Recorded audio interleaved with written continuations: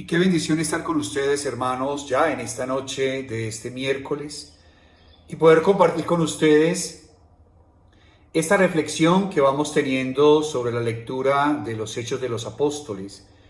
Cómo esta experiencia que va teniendo Pablo en cuanto que él iba a ir, como decíamos hace 8 días atrás y hace 15 días hacía la introducción, iba a ir allá a Damasco, a todos los cristianos, a todos aquellos que profesaban la fe en Dios, en Cristo, cómo los iba a coger y los iba a meter en una cárcel, a obligarlos a creer.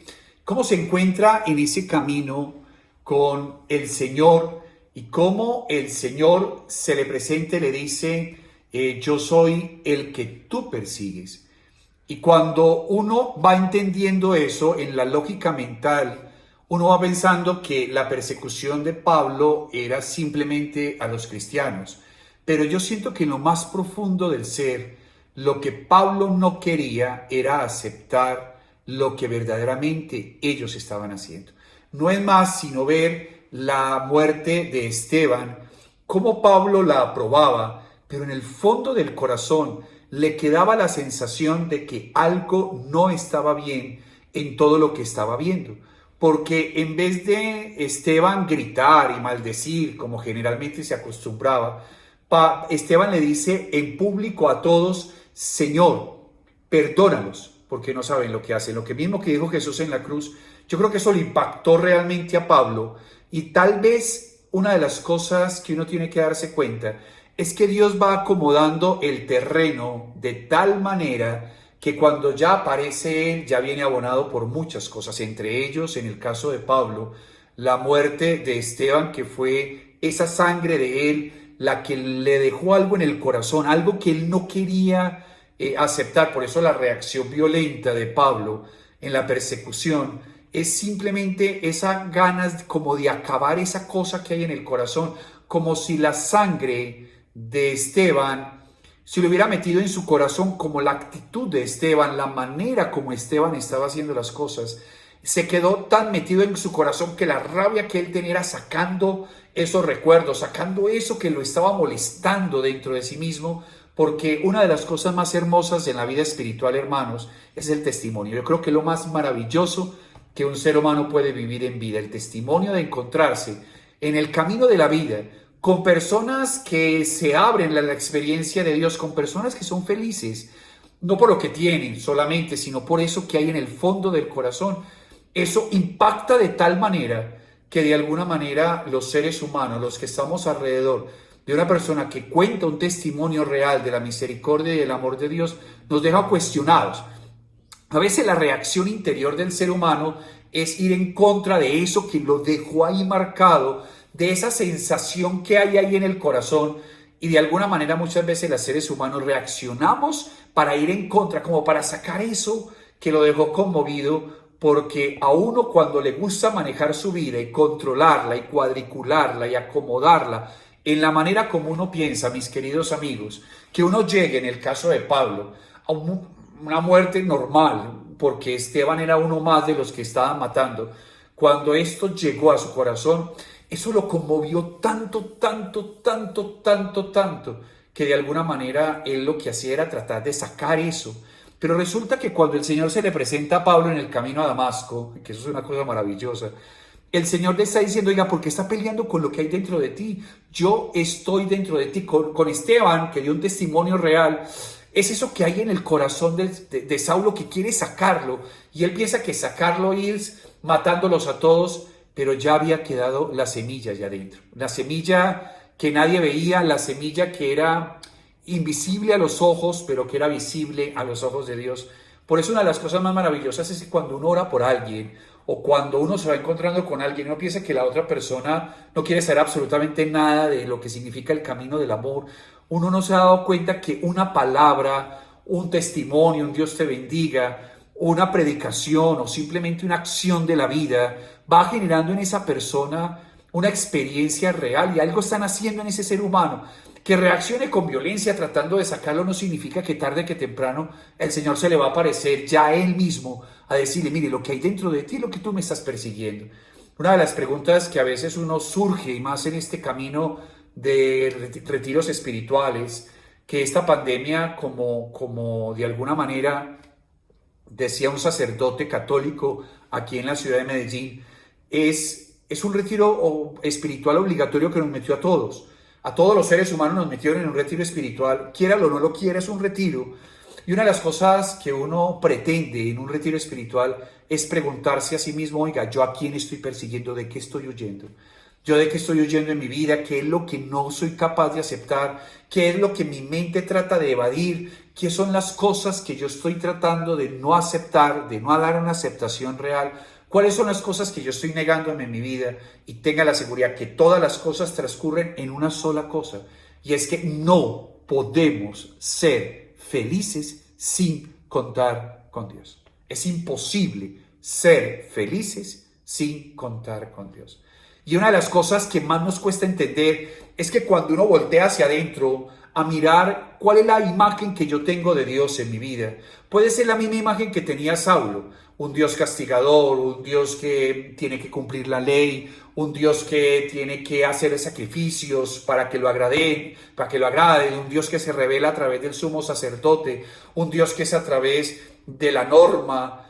Pero de alguna manera, cuando usted y yo nos damos cuenta que el Dios de nosotros es un Dios que nace desde la responsabilidad, un Dios que nace desde la intimidad, un Dios que me conoce y sabe quién soy yo, y antes de poner el ceño fruncido y la cara adusta de regaño, es un Dios que me abraza y me besa, es un Dios que se ensucia con mi miseria y que hace que yo sea una persona buena. Hay una cosa que sí me interesa mucho, y es que cuando uno busca de Dios, uno piensa que Dios le va a quitar a uno lo que uno es, que le va a quitar a uno, no sé, ayer o antier llamaba una señora que me decía, padre, tengo miedo que Dios me quite la posibilidad de bailar, porque me encanta bailar, decía ella, ayer martes, no, ayer sí, el Día de la Virgen. Y ella me decía, padre, es que a mí me encanta bailar y me han dicho que Dios no le gusta que yo baile. Entonces yo le decía a ella, tal vez, para que entienda, hija, Dios le quita a usted el baile si usted no sabe bailar bien. O sea, es la concepción que los seres humanos tenemos, que tenemos que dejar todo porque Él nos está pidiendo que dejemos todo. Y Él no está pidiendo absolutamente nada, hermano. Lo único que está pidiendo es, déjeme entrar en su corazón para que yo sea feliz y para que cuando lo disfrutes, disfruta la vida porque yo estoy contigo. Hay parte de la diferencia, hermanos. Hay una concepción muy metida de una imagen de Dios, que es la imagen de Dios que muchas veces a nosotros nos inculcaron, de un Dios que castiga, un Dios que si no se porta bien se va para el infierno, un Dios que si no reza todos los días le va mal en la vida. Es un Dios muy marcado por la superstición, pero el Dios de nosotros, el Dios de los cristianos, es un Dios que me ama y a través del amor me va cambiando. ¿Qué va cambiando? Lo que no es bueno en mí.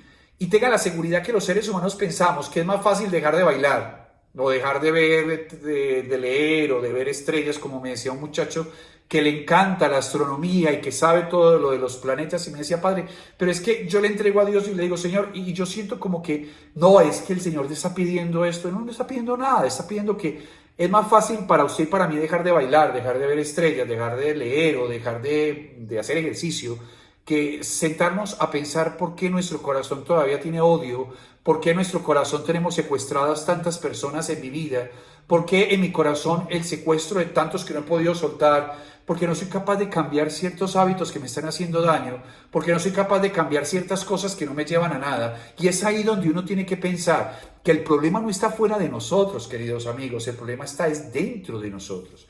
Y muchos seres humanos que me están escuchando en esta noche, que quieren entregar su vida al Señor, yo quiero entregar al Señor, y a veces hay unas imágenes de personas que uno se va encontrando en el camino, que se convierten pues en que no le provoca sino estar con Dios. Esos son caminos muy particulares, y son personas que son llamadas a una cosa totalmente diferente, pero los seres humanos solamente estamos llamados a una sola cosa, es estar con Él. Que cuando nos sentamos en la mañana, digámosle, Señor, aquí estoy. Que cuando tengamos problemas podemos conversar con Él. Cuando nos sintamos tristes podemos conversar con Él. Que cuando nos sintamos llenos de emociones y tengamos un triunfo podamos conversar con Él. Y muchas veces poder decirle, ¿qué quieres de mí, Señor? Y lo único que Dios está pidiendo es, déjame actuar a través de ti.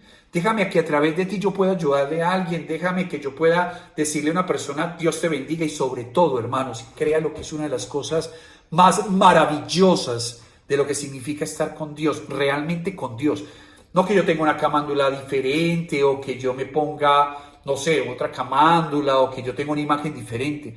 Lo que es real es lo que dice la Madre Teresa de Calcuta cuando le preguntan cómo sé yo si una persona tiene a Dios en su corazón o no. Y la Madre Teresa de Calcuta dice una cosa muy simple. Ella dice, no es porque rece más, o no es porque voltee los ojos más al cielo, o no es porque haga algún tipo más de sacrificios, no. Lo que me caracteriza a mí realmente, que yo tengo una experiencia con Dios y que está creciendo en mi corazón, es la manera como yo trato a los demás.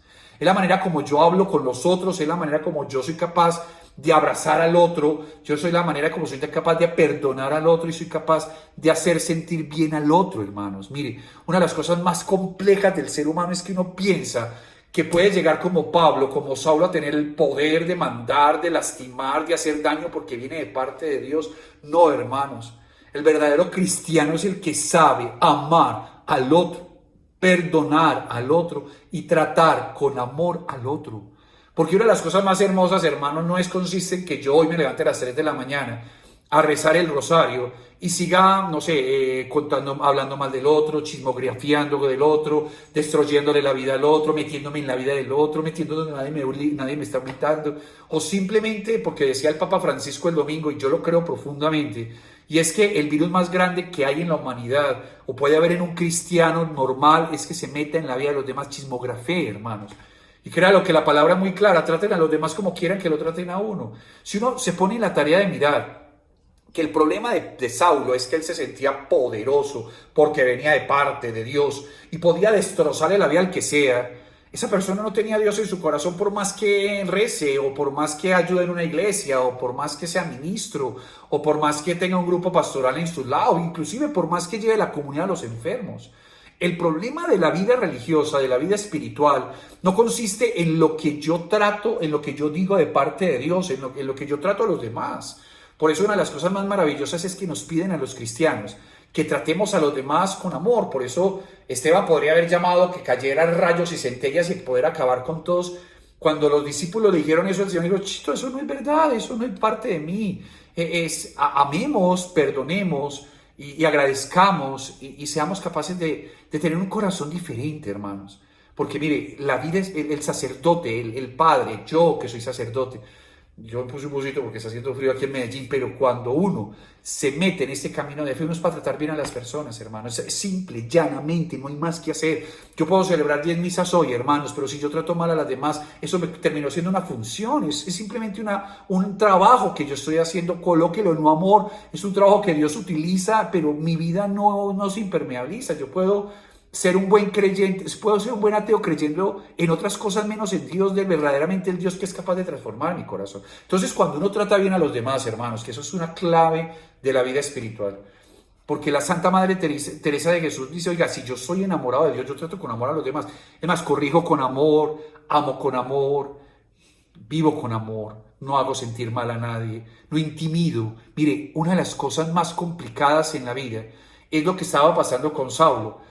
Saulo pensaba que como tenía poder podía intimidar al ser humano, podía generar miedo. Y miedo es, si no lo hace te mato, si no lo hace esto, si hace esto otro. No, hermanos. No. Eso no hace parte de un cristiano. Un cristiano jamás intimida a nadie. Un cristiano jamás trata mal a nadie.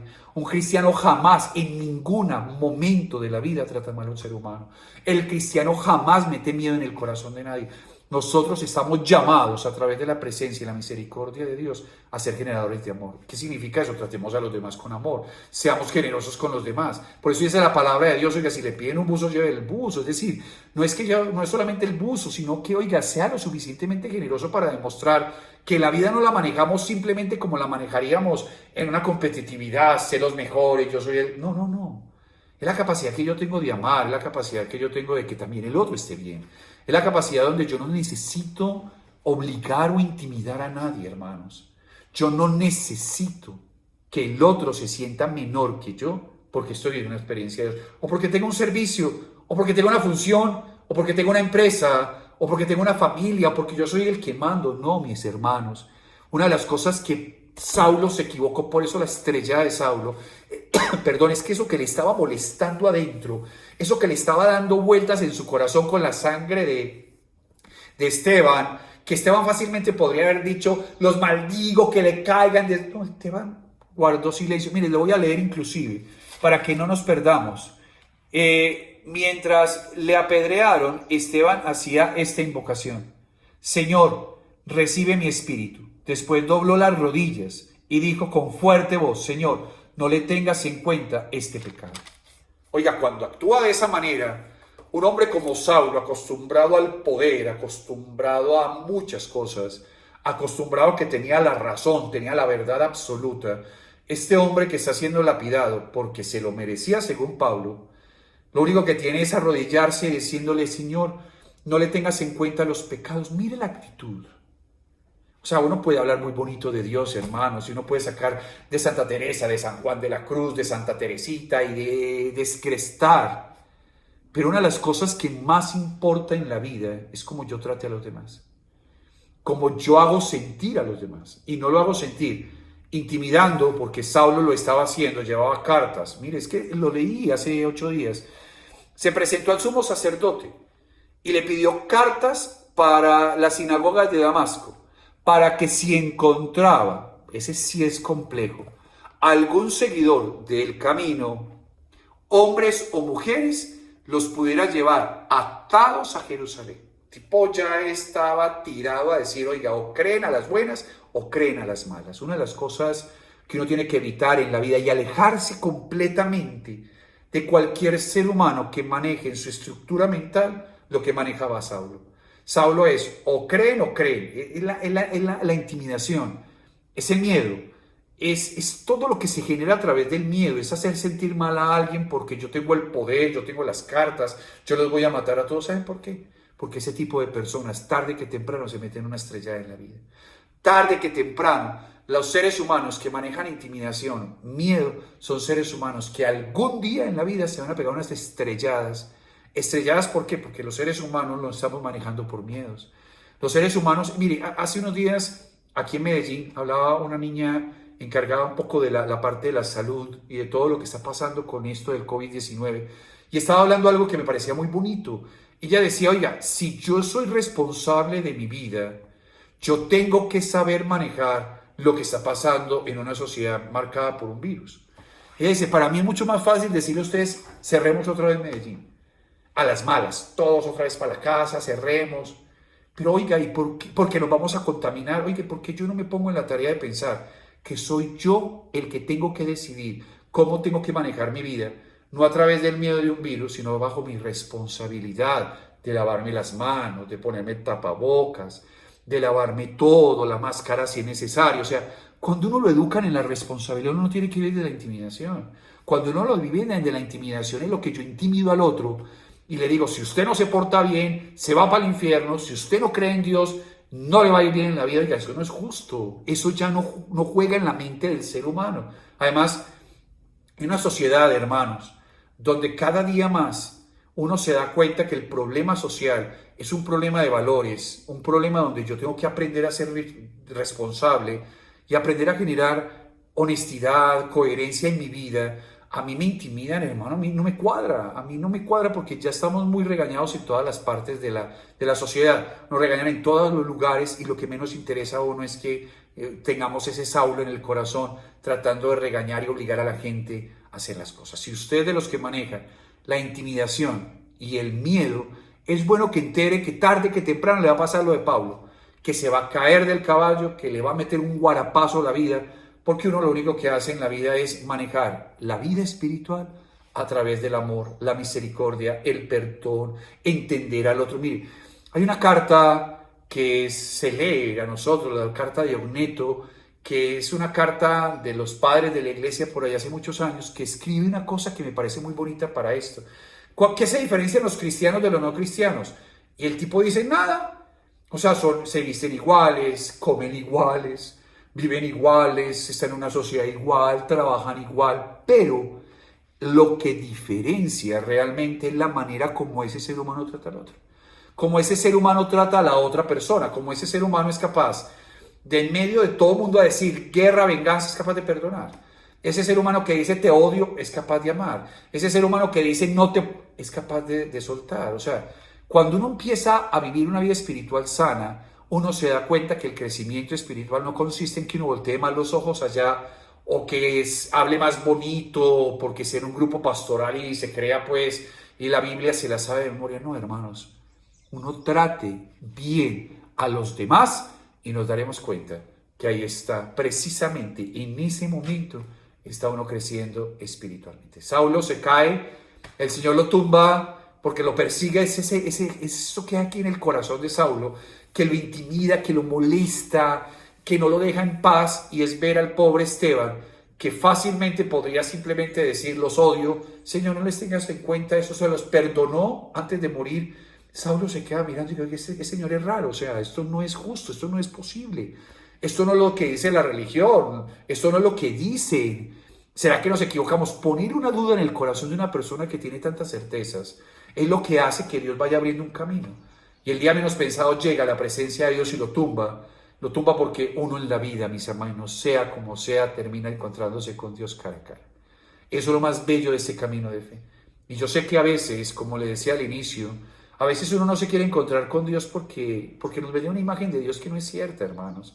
Nos vendía una imagen de un Dios que está postrado en su trono sagrado y que dice, me voy a matar a todos y no sé. No, esa imagen de Dios no funcionó. La imagen de Dios es la que sale del Padre misericordioso, es la imagen de Dios de Jesús que abraza a la pecadora pública, es una imagen de Dios que muere en la cruz por amor a todos los seres humanos y nos implica que yo, a través de ese amor, empiece a cambiar mi vida. Mire lo que sigue. Termino diciendo lo que estaba hablando ahorita. ¿Quién eres, Señor?, le pregunta Saulo, y él respondió, yo soy Jesús, a quien tú persigues, el que te persigue aquí adentro. Pero levántate, entra en la ciudad y te diré lo que debes hacer. O sea, la voz que escuchó, la que lo dejó ciego, porque eso es lo más importante de la vida. Mire, cuando uno se encuentra con Dios no es que pierda la visión. Cuando uno se encuentra con Dios le da una desbaratada emocional hermosa, porque uno espera que Él saque el rego y le diga, venga papá, que se merece unos buenos puestazos. No, lo único que hace es amarlo. Mire, una de las cosas que uno se pone a mirar en la parábola del hijo pródigo, del padre misericordioso, es que cuando uno mira y uno se pone en la mente a pensar cómo ese muchacho llega a la casa del padre, yo siento que uno en el fondo del corazón diga, ese muchacho se merecía unos buenos cuetazos, o sea, ese muchacho se merecía que le dieran unos buenos guarapazos porque se portó mal. Unos buenos cuetazos, unos correazos no le caería bien mal. Y lo que hace el papá es abrazarlo, o sea, abrazarlo y decirle, mire, yo con este abrazo te perdono. Encontrarse con Jesús es encontrarse y estrellarse con su amor. Encontrarse con ese amor que uno espera el regaño, uno espera el ceño fruncido, el guarapazo, y uno lo que hace es encontrarse con ese amor, esa ternura, esa capacidad de saber quién soy yo. Y es el Señor que la ceguera que uno termina teniendo no es una ceguera que, como la que le produjo a Saulo, es la pregunta de pensar por qué no me castigó, por qué no me trató mal, por qué no me dio un cáncer, como decía una señora en estos días acá, que le pedía mucho a Dios, bueno, llamaba más bien porque todavía estamos cerrados, de Padre, ¿por qué no le da un cáncer a mi esposo? O sea, la sensación de que se merece todo lo malo de parte de Dios que le caiga porque Dios es justicia. Y uno piensa que la justicia de Dios es justo. La justicia de Dios se entiende a través del amor. O sea, es uno que nos da oportunidades, el que dice que se libre de pecado, que tiene la primera piedra. Es el que no nivela el grado de amor, el grado de pecado. Para él todo es pecado y para él todo es redención. Entonces, dice, levántese y vaya, entre al mismo lugar donde usted iba a matarlos. Entre. Vaya para allá. Obedezca en lo primero que tiene que obedecerme. Porque el problema de Dios, hermano, es que cuando Dios a uno lo abraza, hermano, le dice en el oído a usted y a mí, de aquí en adelante te va a tocar obedecerme. Y a veces uno no quiere, hermanos, porque obedecerle a Dios es pensar que le va a pedir a uno cosas grandes. Y Él le pide a cada uno de acuerdo a lo que Él tenga pensado para cada uno, simplemente es eso. Si Él tiene pensado algo para nosotros, no lo va a dar. Y a veces obedecerle es simplemente hacer su voluntad. Y a veces va en contra de lo que uno cree, de lo que uno quiere, pero pues es lo que Él quiere. Como dice un dicho por ahí que uno escucha frecuentemente, cuando Dios manda, hasta el diablo le obedece. O sea, pero no lo manda a hacer cosas que uno no es capaz de hacer. Simplemente le dijo, levántese, vaya allá. ¿Por qué le digo entre allá? Por una sencilla razón, hermanos. Miren lo que dice la palabra en los Hechos 9. Mire, ¿por qué había que levantarse y entrar a Damasco? Los hombres que iban con él los hombres que iban con él se habían detenido mucho de... Los hombres que iban con él se habían detenido mudos de espanto. Oían la voz, pero no veían a nadie. Saulo se levantó del suelo y aunque tenía los ojos abiertos, no veía nada.